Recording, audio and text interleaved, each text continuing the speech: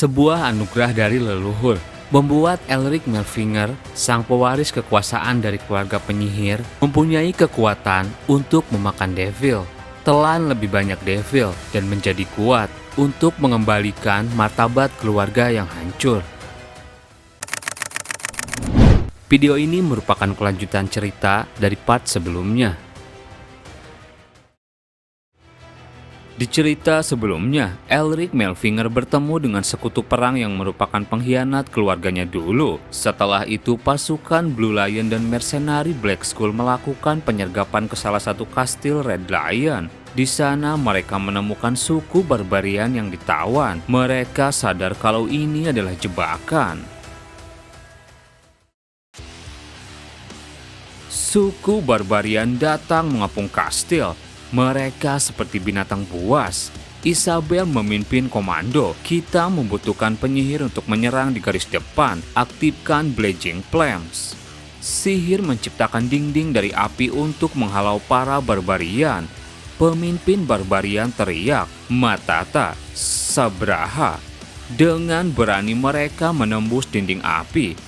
Herman dalam hatinya bilang, mereka tidak merasa takut pada magic yang kita gunakan. Mereka justru menjadi lebih berani. Orang yang bisa meningkatkan semangat mereka pasti memiliki pangkat tinggi bahkan di antara barbarian lainnya. Dia harus dikalahkan lebih awal.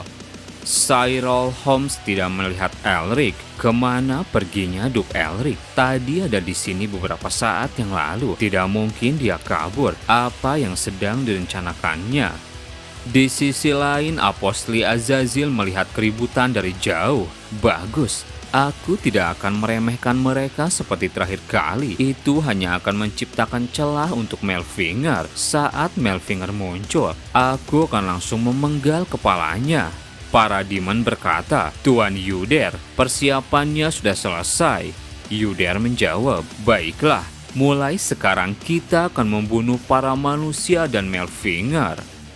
Tak lama terdengar suara. Siapa yang memberimu izin untuk melakukan itu? Di sana Elric melayang di atas pasukan demon. Aku sudah menduga ada seseorang yang mengendalikan semua ini dari jauh. Tentu saja itu adalah Gregory. Ternyata rumor tentang Red Lion yang bekerja sama dengan para demon ada benarnya. Apapun alasannya, atas perintah Melfinger, kalian semua akan dimusnahkan. Snowstorm, Elric menciptakan badai es. Para demon di sana langsung membeku. Demon Howl langsung keluar. Makanan di depanku sangat lezat. Ia mulai melahap para demon yang membeku. Beberapa demon panik berlarian. Lari, kita harus keluar dari tempat ini. Howl terus mengejar mereka. Elric bilang pada Mephisto, "Ini sama sekali tidak buruk." Mepi menjawab, "Kita sangat beruntung. Aku penasaran seberapa kuat aku nantinya jika menyerap semua segel mereka."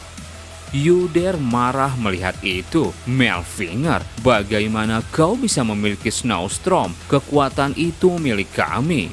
Elric menatapnya dengan tajam. "Kau salah, kekuatan ini milik keluarga Melfinger." Yuder semakin marah. Ia mengeluarkan tanduk demonnya. Sebuah segel di punggungnya bereaksi. Sayap di belakang punggungnya muncul. "Aku adalah Bishop of Gregory. Akulah tubuh layak bagi Azazel untuk turun ke dunia ini."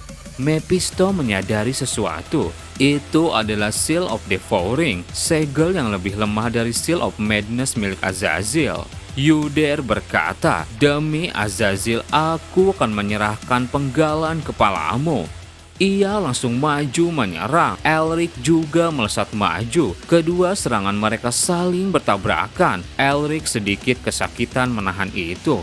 "Sialan, hanya sekali menyerang, tapi keadaanku sudah seperti ini. Pembuluh mana di tubuhku hampir saja hancur. Aku tahu dia bukan lawan yang mudah, tapi aku tidak menyangka dia sekuat ini. Bahkan kekuatan Snowstorm tidak akan cukup." Mephisto berkata, "Kau harus mengarahkan semua kekuatanmu dari awal. Meski dia hanya tiruan, di dalamnya masih terkandung fragmen kekuatan milik Azazel." Elric sejenak berpikir, Mepi bersikap berbeda daripada biasanya. Apa mungkin karena dia selalu menghadapi bayangan musuhnya yang lama? Mepi terus bicara. Kalau kau menginginkannya, aku bisa menyebutkan kelemahannya untukmu. Elric menjawab, tidak, aku tidak butuh. Aku ingin melawannya dengan kekuatanku sendiri. Aku belum pernah mendapatkan kesempatan untuk memeras kekuatan autoritiku sampai batas maksimal. Elric lalu turun. Mari kita akhiri ini, Yudir dalam hatinya bilang. Meski dia memiliki Snowstorm, penggunaan mana untuk itu pasti sangat besar. Ia lalu teriak, para demon Gregory bunuh Melfinger. Elric tetap tenang mulai mengatur strategi. Selama demon yang satu itu masih berdiri, tidak akan mudah untuk mengatasi mereka semua sekaligus. Aku ingin menyimpan sisa mana yang ada setelah menggunakan Snowstorm, tapi tidak ada cara lain. Dan seketika, demonic energy keluar dari kaki Elric dan menyebar. Elric teriak, "Awaken!" Prajurit Ghost Legion Melfinger bermunculan. Yudir kaget melihat itu. Northwind juga. Elric berkata, bunuh mereka semua. Ghost Legion mulai menghabisi para demon. Mepi tersenyum. Aku tidak menyangka akan melihat Ghost Legion milik Otto juga. Elric menjawab, penggunaan mana untuk magic itu sangat besar, tapi efeknya tidak bisa diragukan. Masalahnya adalah dia, para demon Gregory adalah makhluk-makhluk yang haus kekerasan. Jika ingin melawan mereka, sikap yang tenang jauh lebih efektif. Elric menggerakkan tangannya. Secara kebetulan, aku telah menguasai seni bela diri yang cocok untuk Blue Hawk dan aku memiliki trait yang mampu mewujudkan kekuatan itu sepenuhnya. Elric berkata, "Posis." Ia menciptakan sebuah tombak energi. Aku hanya memiliki 4 menit untuk menggunakan authority ini. Aku akan menghabiskannya dalam waktu singkat itu. Tanpa basa-basi, Elric maju menyerang. Di sisi lain, pasukan barbarian masih bertarung dengan prajurit gabungan. Pemimpin barbarian menyadari sesuatu. Blue Lion, beraninya kau manfaatkan kami di tempat ini. Namanya adalah Batu, ketua suku Bofur. Sejenak ia teringat masa lalu. Suku kami membutuhkan tanah kekaisaran yang subur untuk melarikan diri dari tanah kami yang tandus. Karena itu konflik besar tidak bisa dihindari. Kedua belah pihak mengalami kerugian yang besar dan menerima usulan mereka untuk perjanjian gencatan senjata. Dan itu menjadi awal mula dari segalanya. Seolah menghina betapa lugunya kami yang mempercayai perjanjian itu. Tidak hanya menyerang desa kami, mereka juga menawan adikku dan orang-orangku. Kami tahu itu adalah jebakan untuk memancing kami keluar dengan memanfaatkan para tawanan untuk memaksa kami melawan pasukan kekaisaran. Tapi kami tidak punya pilihan selain mengikuti perintah itu. Bagi kami, keluarga tidak ada bedanya dengan daging diri sendiri. Ia teriak membakar semangat para barbarian. Habisi semua sampai tidak ada yang tersisa. Satu serangannya berhasil ditangkis seseorang. Batu terpental. Sialan, yang satu ini kuat. Lebih kuat dari semua musuh yang pernah aku lawan sejauh ini. Ternyata itu serangan dari Herman. Herman berkata, kau bisa menghindari serangan itu. Sepertinya aku akan mengingatmu. Setidaknya aku berharap kau menjatuhkan pedangmu. Batu dalam hatinya kesal. Dia seorang yang terkuat di sini. Kalau aku bisa menjatuhkannya, alur pertempuran ini akan berbalik menguntungkan kami. Batu kemudian mengacungkan pedangnya dan berkata, aku Batu, ketua suku Bofur. Dalam hatinya Herman berpikir, kau menantangku duel secara langsung. Sepertinya di antara barbarian ada yang bersikap seperti kesatria. Herman lalu mengacungkan juga pedangnya. Aku Herman Ville dari keluarga Ville. Pertarungan mereka langsung dimulai. Sementara itu Holmes bergerak terpisah. Kita harus segera menangkap musuh. Ketika hendak mencabut pedangnya, seseorang datang. Tuan, kenapa Tuan ada di sini? Holmes menengok. Terlihat seorang tawanan dari suku Bofur. Holmes mengenalinya, Sarnai.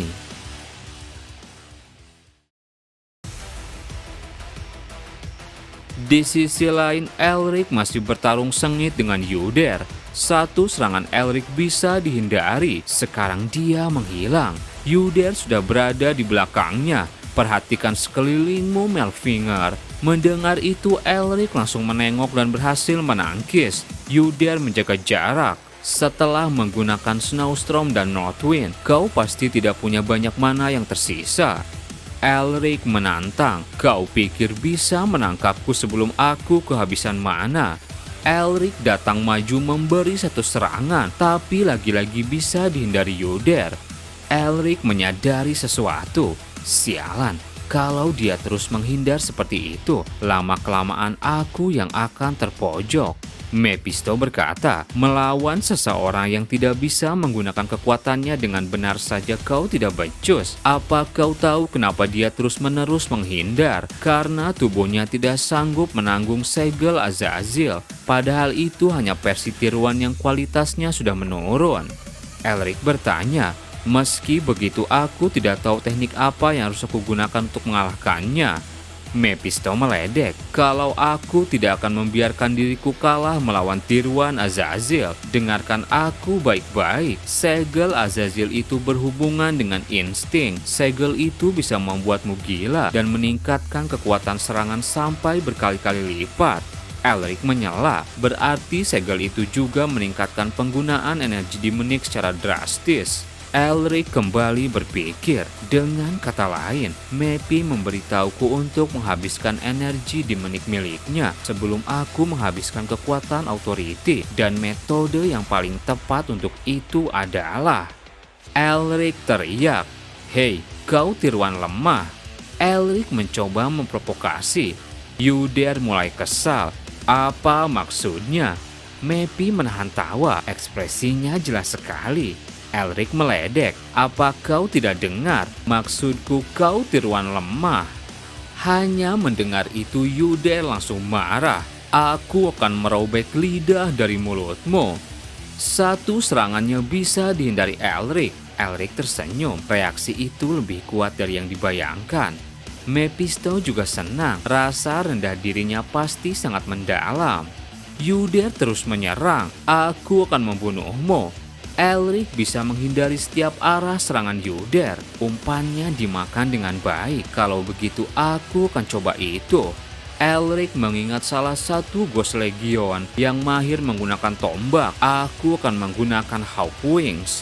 Dengan kemampuan dari Ghost Legion, Elric kembali bergerak. Tombaknya berputar dan menghasilkan pusaran angin. Five Whirlwinds. Pusaran angin tercipta. Yuder menebas itu, tapi Elric sudah berada di belakangnya. Elric berkata, berusahalah sedikit lebih keras, dasar tiruan murahan. Elric memberi satu serangan tapi masih bisa dihindari Yuder. Dalam hatinya Elric bilang, Five Whirlwind membantumu menjaga jarak dan menekan musuh. Teknik yang ideal untuk menghadapi orang yang kuat dalam pertarungan jarak dekat seperti dia.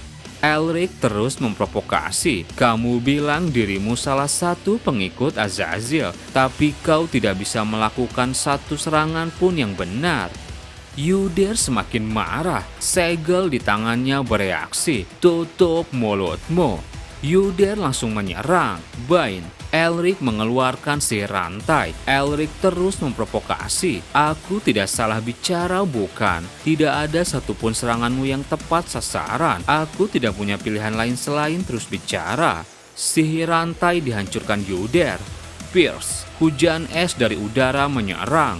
Yuder melepaskan energi Demonic yang bisa menghalau serangan dari Elric. Tak berhenti di sana, Elric menciptakan badai es, bergerak tak terlihat dan sudah berada di belakang Yuder. Kena kau dasar brengsek, aku akan menghabisimu dengan serangan ini. Serangan dengan tombaknya mengenai Yuder. Elric segera menjaga jarak. Sialan, itu terlalu dangkal. Dia menghindarinya dalam sekejap serangan terakhir itu. Dan itu benar-benar menguras manaku. Northwind juga akan berakhir. Di sana Yuder meningkatkan kekuatannya. Elric berpikir, waktu tersisa 1 menit. Bahkan jika aku berhasil membunuhnya, aku tidak mungkin bisa melarikan diri. Bagaimanapun juga, aku harus menghabisinya dengan serangan berikutnya. Yuder juga mulai panik. Jika aku kembali ke organisasi setelah gagal, itu sama saja bunuh diri. Aku akan mengerahkan semua energi demonik di tubuhku dengan Seal of Devouring. Aku harus memulihkan kembali energi dan merebut kembali authority yang dia curi dariku. Tekanan energinya semakin meningkat. Elric yang melihat itu berpikir, kalau aku mencampur body transformation dengan Hawkbeak, aku bisa mengurangi penggunaan mana. Demon Howl kemudian keluar. Ia berkata, apa kau butuh bantuan? Saat ini kau kekurangan kekuatan, bukan? Elric dalam hatinya bilang, aku ingin menyuruhmu untuk diam dan terus melahap semua segel demonik, tapi situasi ini cukup buruk. Howl berkata, Seal of Devouring, aku berjanji hanya akan mengambil segelnya. Itu bukan tawaran yang buruk untukmu, bukan Azazel, tapi aku yakin segelnya pasti rasanya menjijikkan. Elric kembali berpikir kalau Howl yang suka melahap segalanya mendapatkan Seal of Devouring, segelnya akan bertambah besar. Itu artinya kapasitas Howl juga ikut berkembang. Itu akan menguntungkan bagiku. Tapi semakin Howl bertambah besar, dia akan semakin sulit untuk dikendalikan. Tetap saja saat ini aku membutuhkannya. Elric bilang, apa sebenarnya yang harus aku lakukan? Howl langsung bereaksi, sederhana saja, lepaskan kekuatanmu, lalu terimalah aku. Elric mulai berkonsentrasi, seketika tubuhnya diselimuti kegelapan. Howl mulai merasuki tubuh Elric, sorot matanya berubah, tercipta sebuah tanda di sekujur tubuh Elric. Demon Howl lalu teriak dengan keras. Para demon menutup telinga karena kesakitan. Yuder tambah kaget. Kenapa aku merasakan kehadiran Demon King darinya? Jika aku membuang banyak waktu, aku akan ada dalam bahaya. Aku akan mengakhirinya dengan satu serangan. Yuder maju menyerang.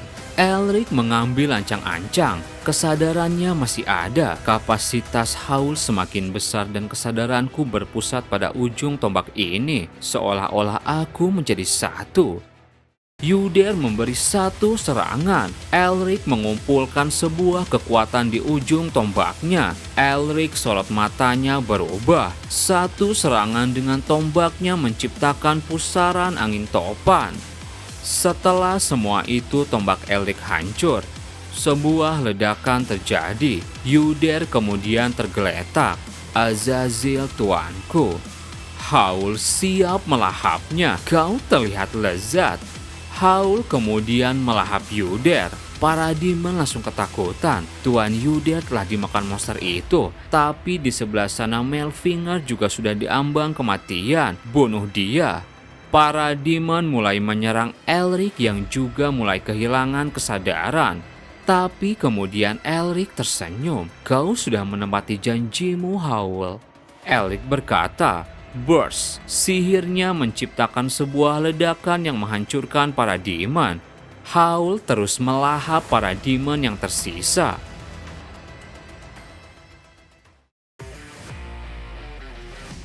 Mephisto merasakan sesuatu. Aku mendapatkan kekuatan sebesar ini setelah memakan tiruan. Apa yang akan terjadi jika aku mendapatkan tubuh yang layak? Kau terlihat senang, bocah. Elric bilang, itu karena ada kemajuan nyata. Bagaimana denganmu? Mepi menjawab, Demon King ini juga merasa senang. Elric meledek, tapi rasanya tidak ada yang berubah. Mepi menjawab, jika kau memberikan sedikit air ke lautan yang gersang, hasilnya takkan terlihat. Meski begitu kita sudah menghasilkan perubahan. Mephisto semakin bersemangat. Mungkin ini hanya upaya ceroboh dari pemula yang baru saja mengendalikan mana. Tapi ini hadiah yang cukup besar untukku. Elric dalam hatinya bilang, saat ini Mepi sama sekali tidak bisa ikut campur secara fisik. Mendapatkan sedikit saja kemampuan untuk mengolah mana, sama saja dengan melampaui sebuah batasan. Konflik dengan Gregory akan terus meningkat ke depannya, dan pemulihan Mephisto akan menjadi semakin cepat. Mephisto menyeringai, kau pikir semua ini bisa selesai begitu saja? Kembali ke pertarungan di dalam kastil, Isabel mulai panik. Bahkan tanpa Elric, aku mengira kami bisa menyelesaikan ini dengan cepat. Aku tidak menyangka para barbarian ternyata sekuat ini. Dan kemudian, sihir es muncul. Elric datang masuki pertarungan. Ia menggerakkan tangannya. Sihirnya menciptakan badai es. Suku barbarian meniup trompet tanda mundur. Isabel berkata, "Jangan kejar, tetap di posisi kalian." Para prajurit yang selesai bertarung kini lega. Aku masih hidup. Lihat, Tuan Elric telah tiba. Semua pasukan bersorak-sorai gembira melihat kedatangan Elric. Elric kemudian melihat luka di sebelah mata Herman. "Ada apa dengan matamu?" Herman menjawab, "Lawanku lebih kuat dari perkiraan. Aku yang salah karena sudah meremehkan hanya karena mereka barbarian. Tetap saja aku berhasil memotong lengan bagian kirinya, jadi kita impas." Elric dalam hatinya merasa bersalah. Aku tidak menyangka seseorang yang bisa melakukan ini bersembunyi di kalangan para barbarian. Aku terlalu gegabah. Andai saja aku mengetahui situasi ini lebih teliti. Tak lama kemudian seseorang datang bawa pesan. Sambil gemetaran ia berkata, "Pembunuhan kepala keluarga Papen, sang inspektur jenderal markas pusat dikalahkan dan telah mundur. Pasukan pemberontakan Red Lion dan aliansi barbarian sedang berbaris menuju ibu kota kekaisaran dengan ratusan ribu tentara mereka. Berlaku segera seluruh unit yang sedang bertugas memerintahkan untuk mundur dengan tujuan utama bertahan hidup. Bantuan untuk penarikan mundur pasukan saat ini mustahil diberikan." Elric kaget mendengar itu. Di sisi lain di kastil perbatasan kekaisaran, putra mahkota yang melihat kastil itu terbakar hanya bisa tertunduk. Kita unggul dalam pertarungan itu. Siapa sangka kalau para barbarian akan bergabung dengan musuh bebuyutan mereka, sang Red Lion. Bahkan jika kita kekurangan orang, aku merasa bahwa kekuatan kami jauh lebih besar. Sampai sang kepala jenderal kita tertebas. Ternyata si assassin ada di pihak Red Lion. Kepala keluarga Nemester lalu mendekatinya. Putra mahkota dalam hatinya bilang, "Guy Nemester, jika bukan karena bala bantuan mereka, tidak ada pasukan yang tersisa. Kepalaku sendiri mungkin akan terpenggal. Tapi tetap saja jika itu dia sudah mengubah jalannya. Dia mundur bahkan tanpa menguji ombaknya. Dia mengutamakan hasil kerja keras. Tapi jika Nemester menolak untuk bergabung dalam pertarungan dan menarik diri, pasukan Red Lion dan 500.000 warrior barbarian akan menyerang kekaisaran dan kegagalan mereka ada di tanganku. Orang itu dan yang satu ini keduanya membuatku kesal." Di sisi lain, Elric mulai mengatur rencana. "Aku memiliki satu solusi yang memungkinkan. Kita akan menyerah." Dua orang pengkhianat Melfinger tak terima. "Omong kosong apa ini? Menunjukkan kepala kita kepada para pemberontak. Apa itu hal yang bisa dikatakan oleh bangsawan yang bersumpah setia pada kekaisaran dan keluarga kekaisaran?" Elric menatap mereka dengan tajam. "Duduk."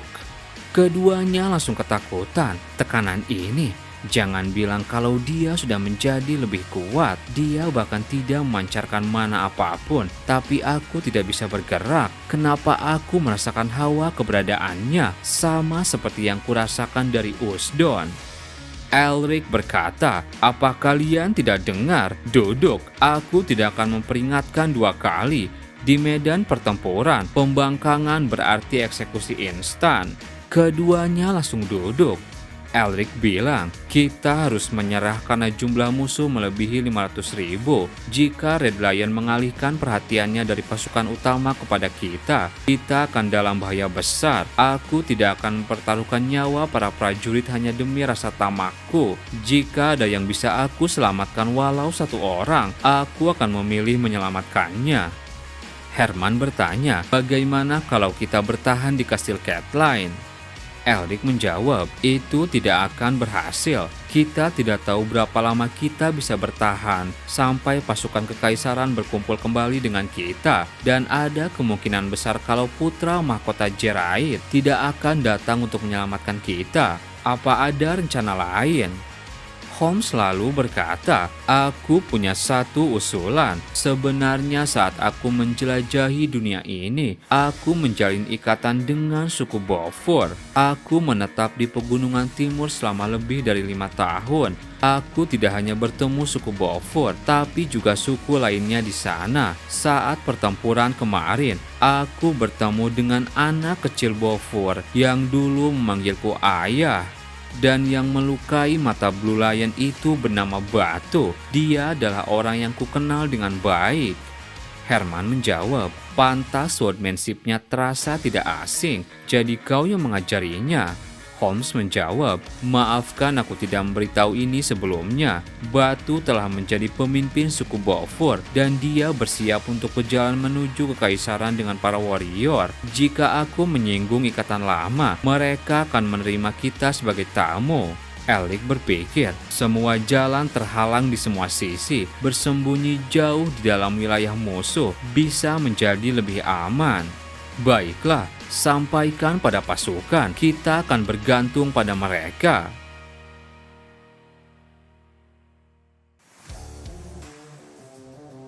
Sementara itu di wilayah suku Beaufort, Batu sedang berbicara dengan seseorang.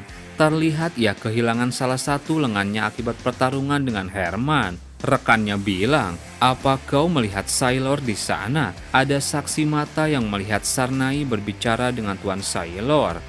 Batu marah mendengar itu. Sarnai, dia tidak mengatakan kepadaku apapun. Hubunganku dengan Sarnai tak lagi sama, meski aku merasa ini adalah giliran kami untuk menginjak-injak kekaisaran. Sama seperti saat mereka menginjak-injak tanah leluhur kami, Sarnai selalu menyampaikan harmoni dan kedamaian. Aku percaya suatu hari nanti, dia akan memahami kekuatanku kepada suku kami. Tapi kali ini sepertinya berbeda.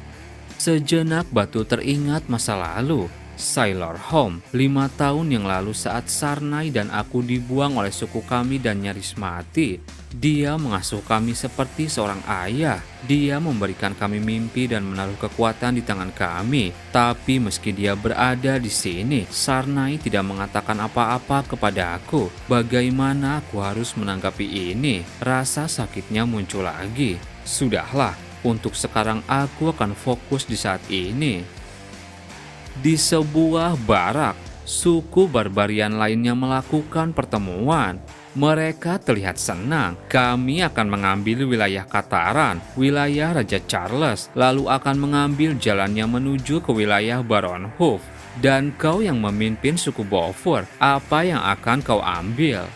Batu ikut dalam pertemuan itu. Ia menjawab, suku Beaufort datang untuk membalas dendam atas hinaan yang dialami oleh leluhur kami. Kami tidak tertarik tentang wilayah. Jika kalian berencana untuk pindah menuju kekaisaran setelah perang, berikan kami tanah yang ditinggalkan. Seseorang dari suku lain berkata, astaga, menolak tanah yang lebih baik dari sekarang. Itu jelas-jelas menguntungkan kami. Red Lion kemudian muncul bersama 2 demonnya. Sepertinya semua orang sedang bersantai. Terima kasih sudah datang sejauh ini. Seorang demon mendekati salah satu kepala suku. Kepala suku itu bilang, kau pasti pahlawan Red Lion. Tentu saja kami juga pahlawan. Kami akan melahap kekaisaran. Demon itu memegang kepalanya dan berkata, astaga, sekilas aku tahu kalau kamu itu cukup hebat. Lihat saja otot di dadamu itu. Kepala suku itu senang. Pemimpin hebat selalu memiliki wanita cantik di sisinya. Aku suka. Tapi kemudian, demon itu memutar leher kepala suku tersebut. Suku barbarian di sana dihabisi seketika, kecuali Batu. Red Lion bilang, perutmu kuat juga, bisa menelan makanan di hadapan orang-orang yang mati ini. Terima kasih buat teman-teman yang udah nonton video ini sampai habis. Mohon maaf jika ada salah. Admin pamit dan sampai jumpa di video berikutnya.